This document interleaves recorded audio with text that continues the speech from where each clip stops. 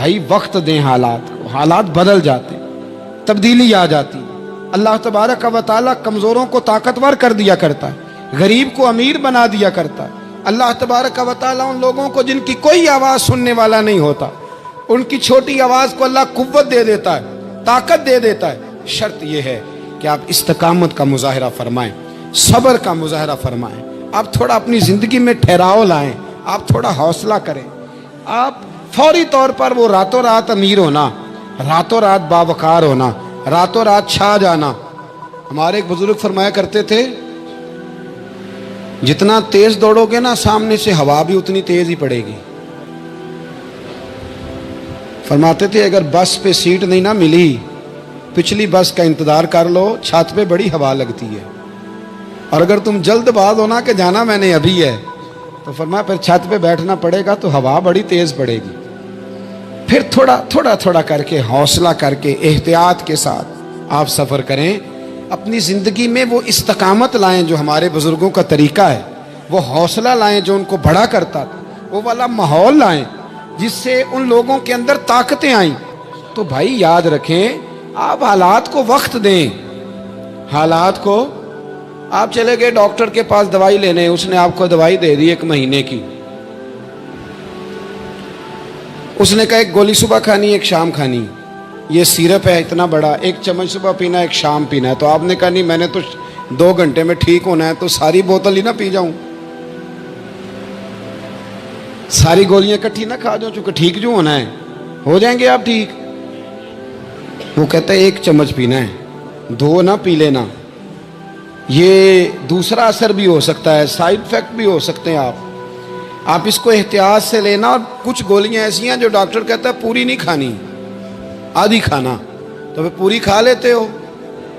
بھائی تھوڑا انتظار کریں، آپ جہاں کھڑے ہیں، جس مقام پہ کھڑے ہیں، استقامت کا مظاہرہ کریں، تھوڑا وقت دیں، بڑی بات نہ کریں لیکن تھوڑا ٹائم دیں، تھوڑا حوصلہ کریں۔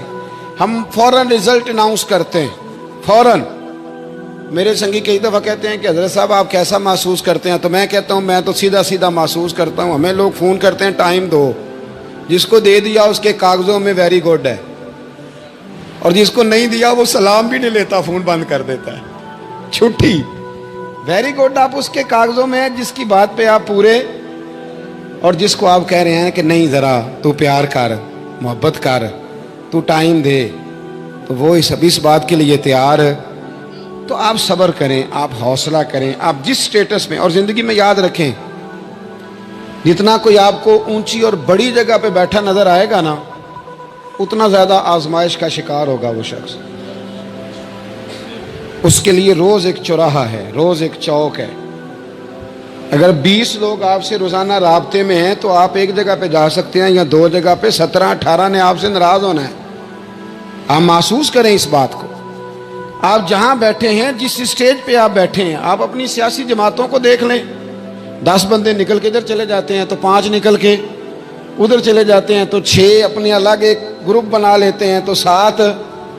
تھوڑا حوصلہ کریں، وقت دیں، حالات وقت پر تبدیل ہو جایا کرتے ہیں، سچائیاں ثابت ہو جاتی ہیں۔ جلد بازی والے ماحول سے نکلیں، حوصلہ، توانائی، یہ درست ہے کہ ہم انسان ہیں، کمزور ہیں، ہمیں پریشانی ہوتی ہے، ہمارے اعصاب پر چیزیں سوار ہوتی ہیں، ہم ٹینشن بھی لیتے ہیں، لیکن بہرحال جب آپ کو آپریشن کرانا ہے تو پھر آپ کو تھوڑی دیر کے لیے آنکھیں بند رکھنی پڑیں گی۔ جب آپ کو ٹھیک ہونا ہے تو پھر آپ کو بیماری کو وقت دینا ہی پڑے گا، پھر آپ کو انتظار کرنا ہے، اور وقت بہت بڑا منصف ہے۔ اور بھائی بہت بڑے فیصلے ہو جاتے ہیں، بڑے بڑے انصاف ہو جاتے ہیں، اگرچہ وقتی طور پر فضا کچھ اور بنتی ہے، لیکن سچ ہمیشہ سچ ہوتا ہے، حق ہمیشہ حق ہوتا ہے، حق نکھر جایا کرتا ہے۔ بہت سارے جھوٹ اور پراپوگنڈے کے بیچ میں سے سچ میں طاقت ہوتی ہے، وہ خود اپنی قوتیں بنا کے بیچ میں سے اڑ جایا کرتا ہے، اور اڑ کے وہ چھا جایا کرتا ہے، اس کے اندر قوت ہوتی ہے، ہمت ہوتی ہے۔ وقت دیں، حالات کو ٹائم دیں، آپ دیکھیں کتنی جلدی حالات بدلتے ہیں۔ بڑا نام ہے امام احمد بن حنبل کا، بڑا تذکرہ ہے، بڑا کچھ ہے۔ پتہ ہے آپ کو کہ امام احمد بن حنبل کتنا عرصہ جیل میں رہے ہیں؟ امام صاحب کو اتنے درے مارے جاتے تھے کہ جب آپ کا کرتا اتارا جاتا تھا تو اس سے خون نچڑ رہا ہوتا تھا. آج ہم مسند امام احمد بن حنبل اے سی والے کمرے میں بیٹھ کے پڑھتے ہیں، اور جب ہم اس کا حوالہ دے رہے ہوتے ہیں تو ہم کہہ رہے ہوتے ہیں تو پتہ میں کتنا بڑا آدمی ہوں، 14 جلدوں کی کتاب میں سے حوالہ دے رہا ہوں. اس بندے سے پوچھو جس نے لکھی ہے، اس سے پوچھو جس نے یہ کمال کیا ہے. اور اتنا بڑا آدمی اور سچا بادشاہ مار رہا ہے. ایک دن اس نے تانا بھی دیا، کہنے لگا احمد بن حنبل مجھے بھی پتہ ہے آپ ٹھیک ہیں اور آپ کو بھی پتہ ہے آپ ٹھیک ہیں، ظلم ہو رہا ہے، زیادتی ہو رہی ہے، پر لوگ آپ کی سپورٹ کیوں نہیں کر رہے؟ دنیا آپ کے پیچھے کیوں نہیں چل رہی؟ کوئی آپ کے ساتھ کیوں نہیں آ رہا؟ تو امام احمد بن حنبل کہنے لگے اتنا ہی کافی نہیں کہ تو میرے اوپر ظلم کر کے بھی مجھے سچائی کہہ رہا ہے، یہ میری جیت کافی نہیں. اور فرمایا اگر تو نے رزلٹ دیکھنا ہوا نا تو تیرا اور میرا رزلٹ جنازے والے دن نکلے گا. حضرت سلطان بہو سے کسی نے کہا تھا زندگی میں بڑے مرید ہوئے، کہنے لگے نہیں، رب دا طالب کوئی نہیں ملیا، جو ملیا طالب زردہ ہو. آئے ہیں لوگ تعویذ دھاگا لینے، رب دا طالب کوئی نہ ملیا، جو ملیا طالب زردہ. وہ لینے آئے تھے تعویذ، ہم نے بھی دے کے بھیج دیا، بات ختم ہو گئی. شاہ بقی الدین ابن مخلد کے استاد فرمانے لگے کہ بیٹا تیرا ظرف بڑا ہے اور میرا علم تھوڑا ہے، اگر تو نے صحیح طرح پڑھنا ہے تو بغداد امام احمد بن حنبل کے پاس چلا جا، صحیح طرح پڑھنا، پھر وہ تیری تشنگی ختم کریں گے، تیری پیاس بجھا دیں گے، چلا جا. کہتے ہیں میں کشتی میں بیٹھا آنے کے لیے، رستے میں طوفان آ گیا، کشتی کو جانا کہیں اور تھا، چلی کہیں اور گئی. ایک جزیرے پہ ہم اترے. فرماتے ہیں کہ وہاں پیسے ویسے بھی ختم ہو گئے، پتے کھا کے گزارا کرنا پڑا. بغداد کی سمت کا تعین کر کے پتہ کر کے اس طرف میں چلنے لگا پیدل. ہمارا بچہ ماشاءاللہ سے جو ابا جی سے پورے پیسے لے کے جاتا ہے نا پڑھنے کے لیے، اس کا بھی پورا پریشر ہوتا ہے ابا جی کے، آپ کو پتہ نہیں میں پڑھائی کر رہا ہوں، حالانکہ بعد میں پیسے سارے اپنے اکاؤنٹ میں جمع کراتا ہے، ابا جی کو دیتا، لیکن پریشر کریٹ کرتا ہے کہ میں تعلیم حاصل کر رہا ہوں آپ کے حکم پر، لہذا آپ میرا احسان مانیں. معاذ اللہ تعالی. کہتے میں تعین کر کے بغداد کی سمت چلنے لگا، شہر بغداد دی کی یہ نشانی. کہتے میں جا رہا ہوں اس سمت، پتے بھی کھانے پڑے رستے میں. 1.5 مہینہ لگا تو میں بغداد پہنچا. اب میں نے لوگوں سے پوچھا کہ امام احمد بن حنبل کا مدرسہ کہاں ہے؟ جب میں نے کہا نا امام احمد بن حنبل، تو ایک زمانے میں نام بجتا تھا، ڈنکا بجتا تھا. آج جیل میں. جب کہا نا امام احمد بن حنبل تو جس سے پوچھا کہنے لگا چپ کر جا، ان کا ذکر نہ کرنا. تو ان کا نام لیتا ہے جیل ہی جاتا ہے، ان کا نہ نام لینا، خبردار. کہتے میں نے کہا کیا ہوا؟ کہا بادشاہ مخالف ہو گیا، امام صاحب کا دارالعلوم تو بند ہو گیا، وہ تو گھر میں قید ہیں. توجہ ہے میری بات پر؟ یہ ذوق اگر اسٹوڈنٹ کا بنتا ہے نا تو استاد پڑھانے والا نہ بھی نہ ہو تو وہ استاد کے سینے سے علم کھینچ لیا کرتا ہے، کھینچ لیا کرتا ہے. خواجہ فقیر محمد چرائی رحمۃ اللہ علیہ کے ایک مرید تھے، تو حضرت نے انہیں بڑا کچھ نوازا. تو کچھ لوگ کہنے لگے حضرت جی اسی کو سارا کچھ دے دیا ہے. فرمانے لگے بیلیاں ادیاں داواں ہی بڑیاں سن، یہ تو مینوں ریڑک کے مکھن کٹ کے لے گیا ہے. یہ داواں ہی بڑیاں سن. کچھ لوگ ہوتے ہیں نا پیارے، انہیں طریقہ ہوتا ہے دعا لے لیتے ہیں اور کچھ کہتے رہتے ہیں حضرت جی دعا کرنا، اور دعا لینے والا کام کوئی نہیں کرتے، کہتے رہتے ہیں دعا کرنا. کہتے میں لوگوں نے کہا کہ وہ مدرسہ بند ہے، آپ کہاں جائیں گے؟ تو میں نے کہا میں کہیں بھی جاؤں کوئی ذریعہ حضرت تک پہنچنے کا. کوئی ذریعہ نہیں. ان کے گھر کو بادشاہ نے سب جیل بنا دیا ہے، سپاہی دروازے پہ کھڑے. آپ نے فرمایا پھر بھی ایک بندہ کہنے لگا اتنی نیکی کر سکتا ہوں کہ میں تمہیں ان کا دروازہ دکھا سکتا ہوں. آپ فرمانے لگے میرے لیے اتنا بھی کافی ہے، ذکر حبیب کم نہیں وصل حبیب سے، اتنا بھی میرے لیے کافی ہے. اس نے دور سے کھڑے ہو کے کہا وہ جہاں سپاہی کھڑے ہیں نا وہ امام صاحب کا دروازہ ہے. شاہ بقی الدین صاحب کہتے ہیں میں نے کہا تو اب جا، اب دیکھنا میں علم کیسے حاصل کرتا ہوں. صبر دیکھو، استقامت دیکھو، حوصلہ دیکھو. آپ فرماتے ہیں کہ میں نے نا اپنے سر سے ٹوپی اتار کے کسی کو دے دی اور بال میں نے بخیر ڈالے سارے. ایک جگہ سے 2 جگہ سے کرتا میں نے پھاڑ لیا، ہاتھ میں نا میں نے پیالہ پکڑ لیا مانگنے والا. तेनू लब दिया आप गवाचे। मैंने ना प्याला पकड़ लिया हाथ में मांगने वाला, और जिस जगह गली में इमाम साहब का घर था ना, पहले कोने पे सदा लगाई, 1 दिनार का सवाल है। कहते हैं 1 दिनार मिला, फिर दूसरे दरवाजे पे आया, 1 दिनार मिला, फिर तीसरे दरवाजे पे आया।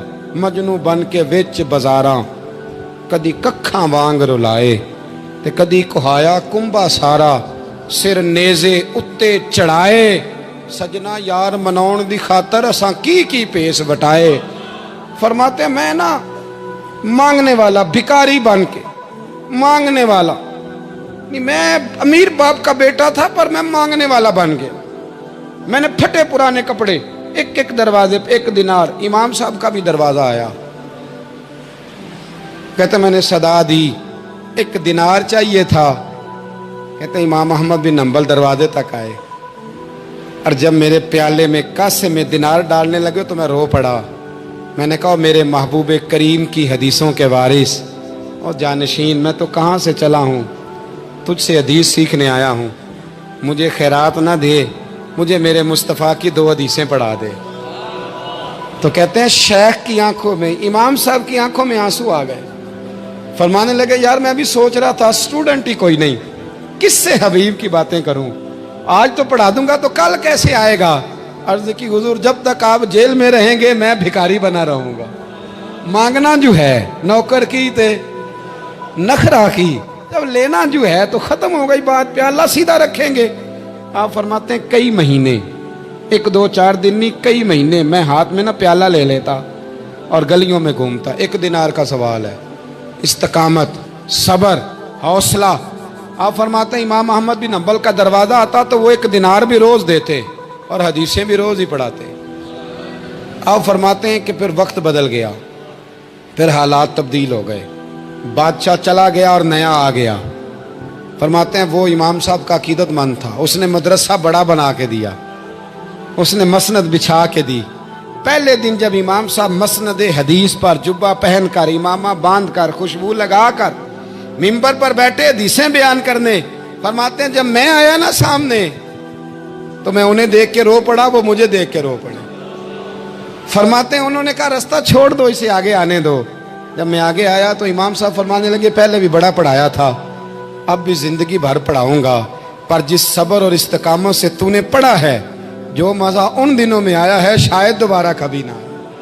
थोड़ा हौसला पैदा करें, थोड़ा इस्तकामत का मुजाहरा करें, थोड़ा सा ना। वो हज़रत ख्वाजा निज़ामुद्दीन साहब से एक शख्स ने आके कहा था मेरा पीर कामिल नहीं तो मैंने बदलना है। फरमाया शरीक कबाहत तो कोई नहीं। कहने लगा नहीं। तो आप फरमाने लगे तो अल्लाह की रज़ा के लिए खिदमत कर, हो सकता है तेरी खिदमत की बरकत से अल्लाह उसे कामिल कर दे, अल्लाह कामिल बना दे, तेरी बरकत से ही कामिल हो जाए। थोड़ा इस्तकामत का माहौल बनाएं।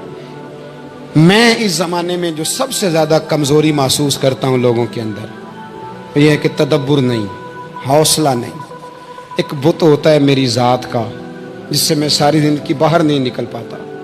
मैं कहता हूँ जो मैं कह रहा हूँ वो होना चाहिए, जो मैं चाह रहा हूँ वो होना चाहिए, जो मेरी ख्वाहिश है वो होना चाहिए। ऐसा नहीं होगा। ख्वाहिशें आप करेंगे, चाहते आप करेंगे, पर पूरी अल्लाह अपनी हिकमत से करेगा। पूरा अल्लाह अपनी। मेरे नबी करीम अलैहिस्सलाम ने एक दुआ मांगी थी, अल्लाह मेरी उम्मत लड़े ना। तो रब करीम ने कहा महबूब ये दुआ मुझसे मांगे ही ना। इसमें भी उसकी हिकमत है कि आपको हक पहचानना है, खुदा रहा अल्लाह पे छोड़ें। हम बड़े बेहौसला हैं, हम बड़े कमज़ोर हैं, हमें तो अल्लाह ताला खैर करे। अब तो ज़माने में जो दवाई सबसे ज़्यादा बिकनी चाहिए वो वहम की दवाई है, वो सबसे ज़्यादा बिकनी चाहिए। हर चौथा आदमी इस वहम का शिकार है कि जाने क्या हो जाएगा। कुछ भी नहीं होगा, वही होगा जो मंजूर है। आपको तो माशाल्लाह याद है, वही होगा जो मंजूर है। कुछ चीज़ें अल्लाह रसूल पे छोड़ें, सब्र के साथ, इस्तकामत के साथ। एक बात मैंने शुरू में की थी, फिर दोहराता हूँ आखिर पे। ये सोच लें कि आप हक पे हैं कि नहीं, आप सच्चे हैं कि हज़रत अब्दुल्ला इब्न ज़ुबैर इमाम हुसैन के बाद यजीदी फ़ौजों के ख़िलाफ़ निकले थे। आपके कुछ साथी शहीद हो गए थे और कुछ पीछे की तरफ चले गए थे, पसपा हो गए थे। हज़रत अब्दुल्ला इब्न ज़ुबैर अकेले रह गए थे। उस वक़्त आपकी वालदा हज़रत अस्मा बिनते अबी बकर सिद्दीक़ 90 साल उम्र थी और आंखों से नाबीना थी। فرماتے ہیں میں اپنی اماں سے مشورہ کرنے آیا، میں نے کہا اماں میرے کچھ ساتھی پیچھے چلے گئے، کچھ شہید ہو گئے، میں جہاد میں اکیلا رہ گیا ہوں، حکم کیا ہے؟ تو اماں کہنے لگی عبداللہ پہلے یہ بتا تو حق پہ ہے کہ نہیں؟ میں نے کہا اماں ہوں تو میں حق پہ، پر مجھے تیری بڑی فکر ہے، تیری 90 سال عمر ہے، یہ تو میرے جو مقابلے والے ہیں یہ تو بڑے سخت گیر لوگ ہیں، میری لاش کے ٹکڑے ٹکڑے کر دیں گے، تو برداشت کر لے گی؟